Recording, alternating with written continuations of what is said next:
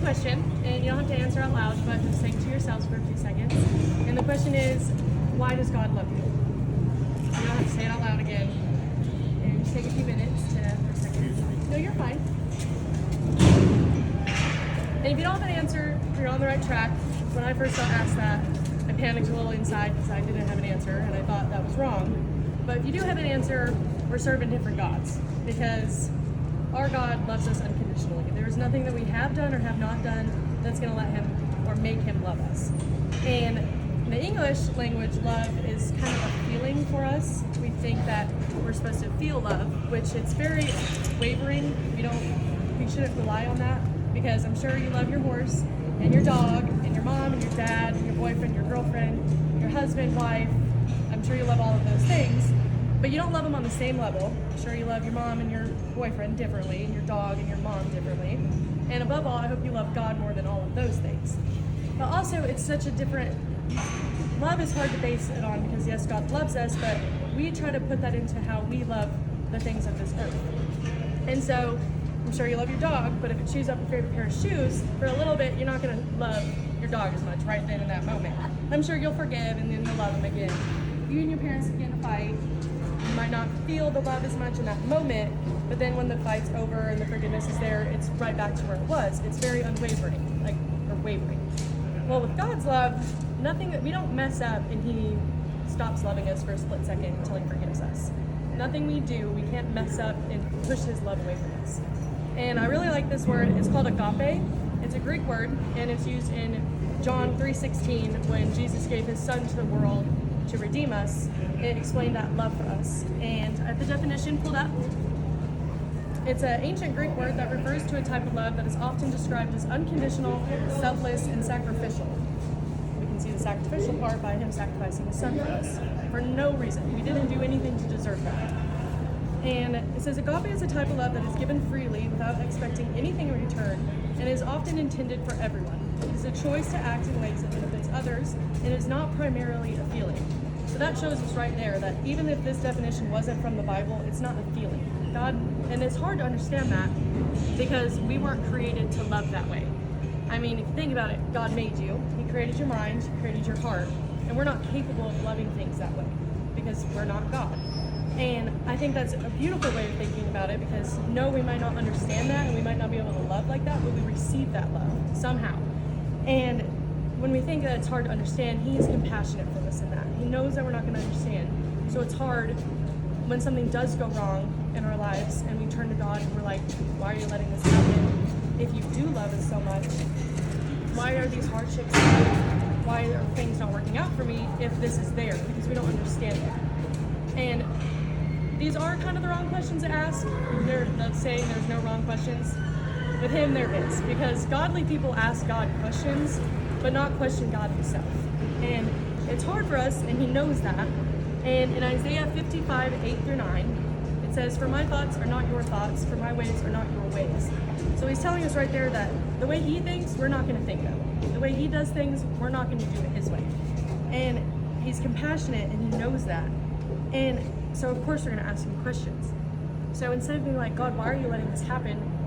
We need to think about what we're asking and change it in a way and be like, okay, God, I don't know why this is happening, but give me faith to trust you. Help me understand why this is happening.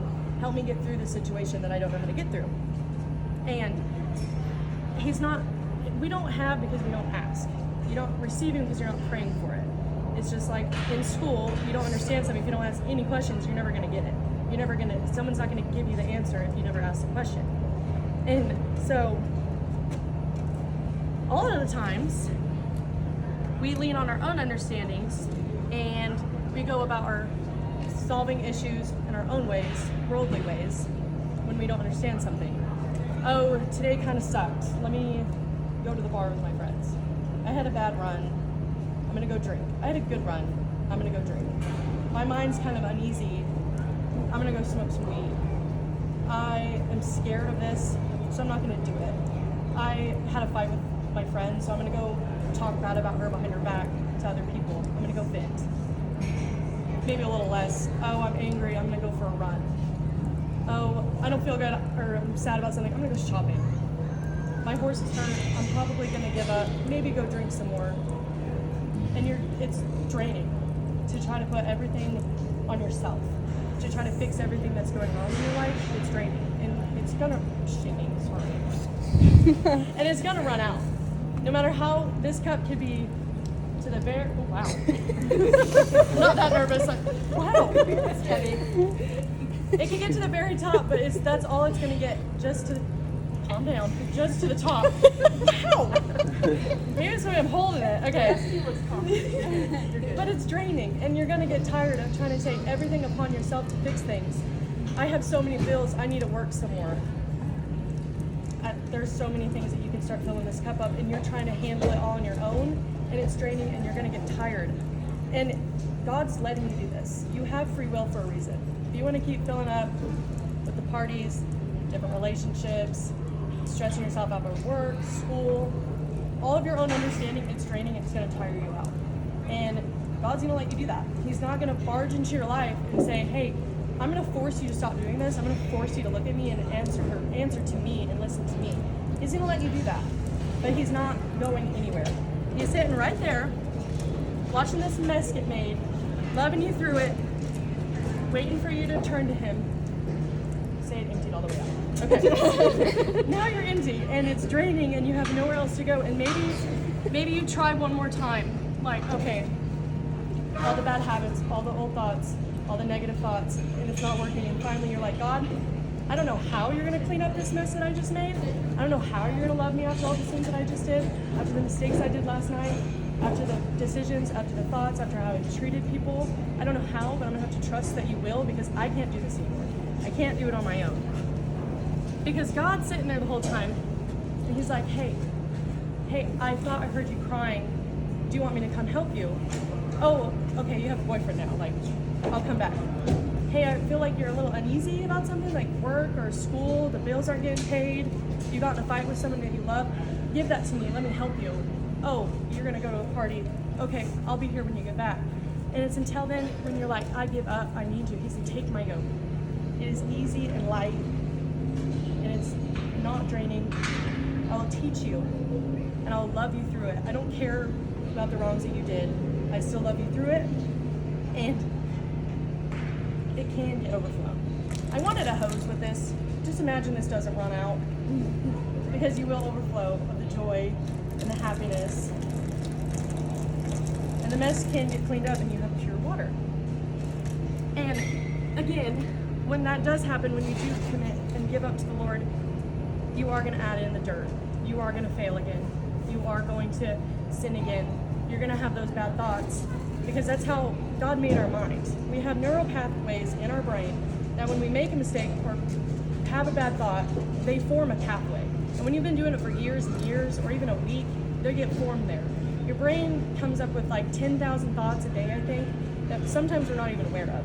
And 80% of them, according to science, are negative thoughts. And 95% of those are reoccurring thoughts. So a negative thought you thought yesterday, more than 95% you're gonna think tomorrow and the next day. And that's how the enemy works. Like, he knows that you're overflowing with God. He knows that he's there now, and you're not gonna go into your old ways. So he's like, here, like, you used to do this. God forgave you the first time, didn't he? He'll forgive you again. Hey, you acted like this before and God forgave you. You can do it one more time. One more time's not gonna hurt. And then when you do those things, the next day you feel icky and upset about it. I don't know why I treated them that way when I'm trying not to, and all of these things. And that's the enemy, that's the devil. He's condescending. He wants you to, hey, this is okay, but now that you did it, you're gross. Just like Eve with the apple. Did God really say you can't eat this? You won't die. And then she was shameful because she was naked. And that's how it works. And God came and found her still and clothed her, and that was how sin came. But he's never changed. It says that he's the same as yesterday, today, and tomorrow. And yes, it's hard. Sorry, I've lost where I was. And it's difficult to think, like, okay, if I was this way, how could God use me to be better? How, if I've thought this way my whole life, if I am stressed about the bills, they're not going away, how do I just believe that the money will come to the bills? I will pass this test if I have faith. No, you do have to put in the work. He doesn't say sit there and do nothing. He says pick up your cross.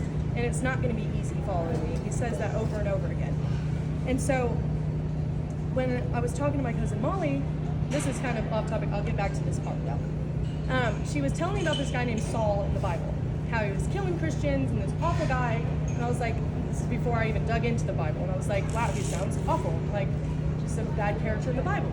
And then a little bit later I started learning about Paul, and he was probably my favorite prophet. I've read a lot of his books now, and when I was telling Molly about this Paul guy, I was like, oh my gosh, he's so joyful, he was in prison and still was writing about Ephesians, like how to be like happy and all this, and she's like, that was Saul. I was like, the same guy that was killing Christians is now preaching about it? And she was like, yeah. And I was just like, didn't know that. And then when I started digging into this, I'm like, that's a perfect example of probably the worst person ever was killing Christians. He was going out of his way, hunting them down, taking them, and back then killing was stoning. Like, he threw rocks at these people until he died. Like, not just a easy, simple death. And for God to come to him, so the story's long, but I'll kind of shorten it.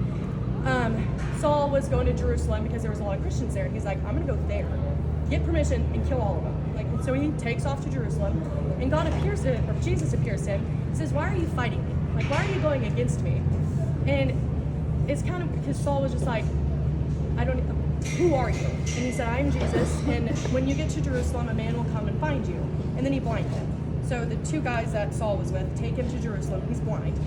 And how do you pronounce his name?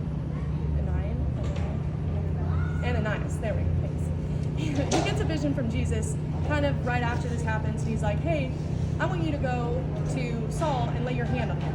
He's going to do some work for me. And Ananias is like, you do know that he's killing people, right? Like your people, and probably wants to kill me.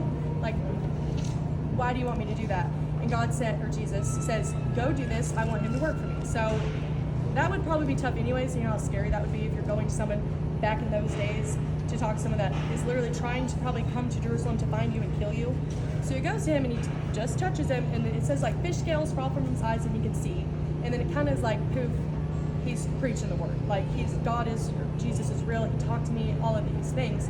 And a little backstory on why Saul was killing these people. It wasn't because he didn't believe in Jesus, but he remembered the Israelites worshiping false gods way before, like false prophets. So he thought he was protecting them from Jesus in a way. So he did believe that it was there, but didn't understand that.